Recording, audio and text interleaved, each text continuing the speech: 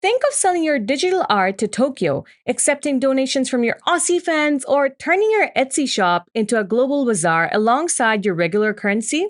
With over 135 currencies supported in Paymattic, you're basically opening the doors to a worldwide audience. The possibilities are endless. But hold on, isn't setting up multiple currencies a pain? Nah, not with Paymattic. First, set your base currency from the settings, the one you'll settle in. Then here's the key ingredient, the currency API key. It's basically like your mantra to unlock access to real-time conversion rates for over 135 currencies. Don't worry, getting your key is easy. Just head over to the Currency API website and follow the instructions. It's basically free candy for your international donors. Now, back to Paymatic settings. Slam your key here and bam! You're ready to add the currency switcher to your forms. Now, adding the field is even easier.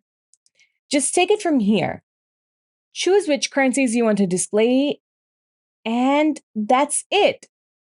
Your global audience will see a drop-down, pick their currency, and complete their transaction with ease.